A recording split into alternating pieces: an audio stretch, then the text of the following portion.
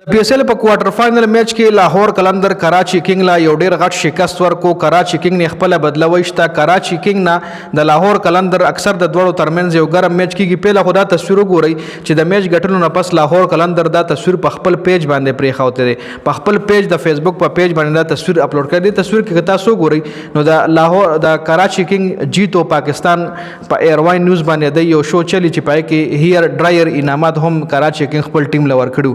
نو په دې کې د جیتو پاکستان په ځای جیو لاهور قلندر لیکل دي هغه ټي او ته میټاو کړی دي او په یو لاس کې شاهین افریدي هیر ډرایر نیولې دي چې دا د کراچي کینګ خپل کلاډیانو ته د انعامات ورکړي او بل لاس کې شاهین افریدي آیفون موبایل نیولې دي چې لاهور قلندر خپل کلاډیانو ته په ښه پرفارمنس باندې آیفون موبایل ورکړي. نو دې ځکه هم کراچي کینګ په دې تصویر باندې هم ټرول کړی دی. جی بیګا چې کوم میچ شوی دی ډیر زیات ګرم میچ خو نه دی شوی, ډیر سنسنی خیز میچ نه دی شوی ځکه دا میچ ته لاهور قلندر ډیر په اسانه باندې وګټلو. نو مکمل سکور کارت طرف لزو مکمل سکور کارت د سره شریکوم خو هغه نه مخ کې کچری تاسو په خپل کورونو کې سولر سیستم لګوي نو زمونږ خپل سٹور دی جنید خان بنوم باندې زمونږ خپل سرویسز دی د سولر څومره هم سامان دی انسټالیشن وغیرہ ټول هر څه مونږ کوو په حکیم آباد کې زمونږ خپل دفتر هم زمونږ خپل سٹور دی. نو تاسو زمونږ سرویسز حکیم آباد نوخار نه هم چتول شي او تاسو په سکرین باندې ښکاری په دې نمبر باندې تاسو رابطه کول شي. جی راځو مکمل سکور کارت طرف لا تاسو په سکرین باندې سکور کارت ښکاری. جی په دې سکور کارت کې نظر واچوي نو باندې بیټینګ کراچي کینګ کړی دی چې 190 رنزونه کړو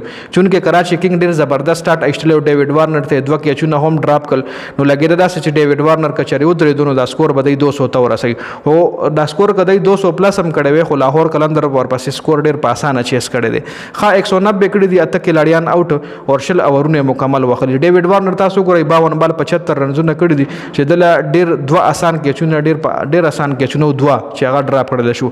ټیم سایفوت 8 بال 16, جیمز وینز 9 بال 4, صادبیک 11 بال 11, عرفان خان 12 بال 18, خوشدل شاه 14 بال 27 رنزونه, محمد نبی 10 بال 16, عباس افریدی 2 بال 2, حسن علی 2 بال 0, میر حمزه 4 بال 2 رنزونه کړي دي. جی د لاهور قلندر د طرف شاهین افریدی زیات رنزونه ورکړي 4 اور 47 رنز ورکړي دي او 2 وکټ ایستري دي. سلمان مرزا 4 اور 37 رنز کنسیډ کړي دي, وکټ یو هم نه دی ایستلې. زمان خان 4 اور 49 ډیر زیات سکور ورکړی, صرف یو وکټ ایستلی ده. شاکب الحسن ښه بالینګ کړی, یو اور کړی دی کې 4 رنز ورکړي او یو وکټ پکې هم ایستلی ده. محمد نعیم هم ښه بالینګ کړی دی چونکه محمد نعیم د دې بالینګ پلان کې نو خو بیا هم د شاکب الحسن په ځای محمد نعیم له بالینګ ورکو چې هغه 3 اور 15 او د ډیوډ وارنر وکټ هم محمد نعیم واغشتله. حارث رؤف 4 اور 35 3 وکټ حارث رؤف پکې فاست بازارانو کې ښه بالینګ کړی دی. خاص کور ورپسې لاهور قلندر ډیر په اسانه چیس کړی دی. په 19 اور کې 8 بالونه ته سپیر پاتې شوی دی لاهور قلندر نه 191 ورپسې کړی او صرف صدور کلاډیان او چې پکې عبد الله شفیق زبردست اننګز کړی دی.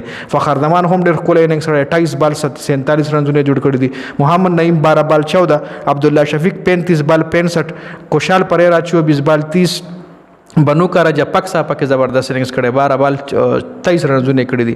آصف علي 1 بال 1, رجا پکسا او آصف علي نټ آوټ پاتې شوی دی. د کراچي کینګ د طرف میر حمزه 3.4 اور کې 32 رن ورکړي او وکټ ایستلی خبالنګ کړی دی. حسن علي 4 اور 37 2 وکټ, نبی 4 اور 37 یو وکټ هم نه, فواد علي 3 اور 27 یو وکټ, عباس افریدی 4 اور 49 0 وکټ. جی عباس افریدی پکې ډبېدل دي. نو دا د بیګانی میچ د کوارټر فائنل میچ سکور کارډو چې دا میچ لاهور قلندر ډیر په اسانه باندې کراچي کینګ نه ګټل دي او کراچي کینګ لوبډلې د پی ایس ایل نه آوټ کړی دی. جی دا مکمل سکور کارډو د ویډیو کتلو زیاته مننه. والسلام.